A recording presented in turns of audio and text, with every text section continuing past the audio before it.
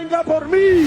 Last night, on the order of the President of the United States, Aquí lo espero en Miraflores. and in support of a request from the Department of Justice, No se tarde en llegar. the United States military conducted an apprehension mission in Caracas, Venezuela, to bring to justice two indicted persons, Nicolas and Cecilia Maduro. ¡Cobarde! Nicolás Maduro had his chance until he didn't. He effed around and he found out. This was one of the most stunning, effective, and powerful displays of American military might and competence in American history. Like, I don't understand yet how they haven't figured this out. And now, if you don't know, now you know. Because this is the way it's going to play out. And I think people need to understand that this is not a president that just talks and does letters and press conferences. And, you know, if he says he's serious about something, he means it. But don't play games.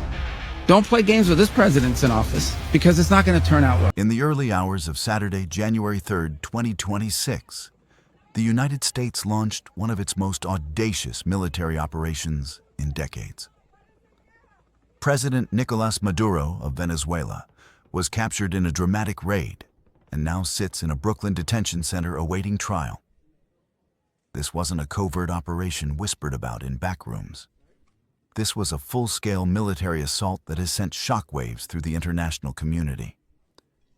But here's what makes this story even more incredible. Some of America's own senators thought Trump was bluffing. Let me tell you how we got here. Democratic Senator Tim Kaine revealed something stunning on Saturday. His Republican colleagues had been telling him for months that Trump's threats against Venezuela were just that. Threats. Political posturing. A negotiating tactic. They were convinced he was bluffing. They were wrong. On Saturday morning, U.S. military forces overwhelmed Venezuela's air defenses while special operations teams raided Maduro's residence.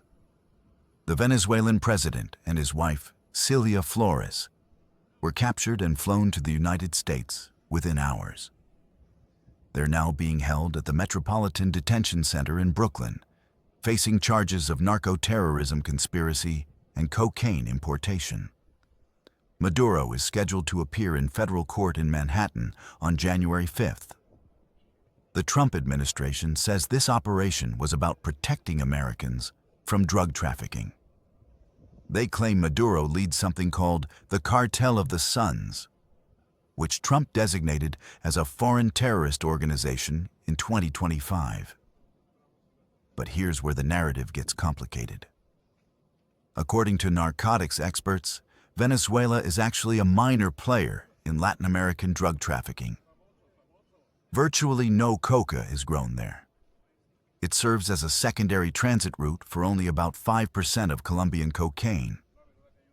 So if this was really about drugs, there are much bigger fish to fry. Trump himself gave away what many believe is the real reason. He's claimed that Venezuela's oil reserves were stolen from the United States. He's talked about American oil companies investing billions to fix Venezuela's infrastructure. He's mentioned the revenue that could be generated.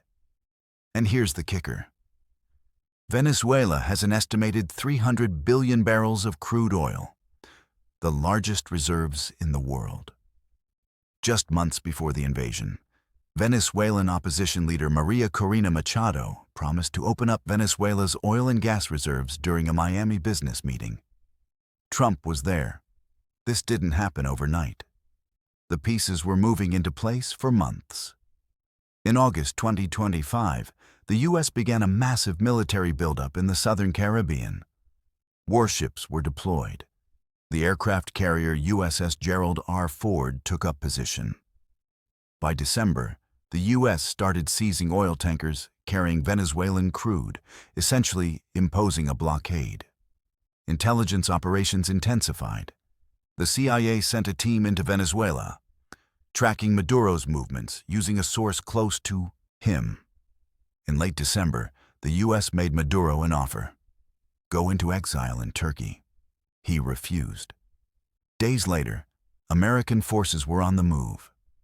Trump says the United States will run Venezuela temporarily until there can be a safe, proper, and judicious transition. to new leadership. He's provided few details about what that actually means. Venezuela's vice president, Delcy Rodriguez, was sworn in as interim president. She's demanding Maduro's release and calling the U.S. operation an illegal invasion. Democratic lawmakers are calling it exactly that. Illegal under international law, conducted without congressional authorization.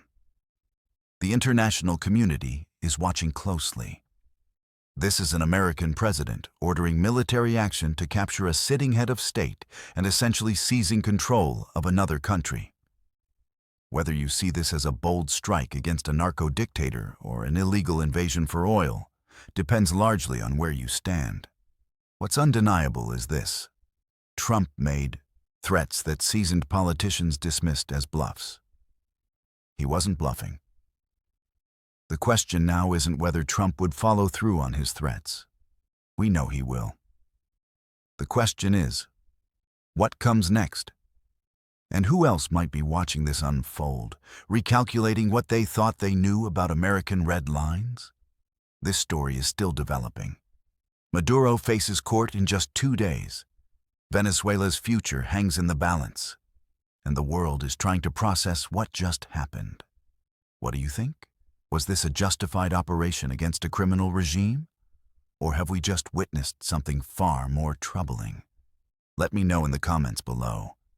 If you want to stay updated on this developing story, make sure to subscribe and hit that notification bell. This is far from over. Thanks for watching. Subscribe for more true crime stories.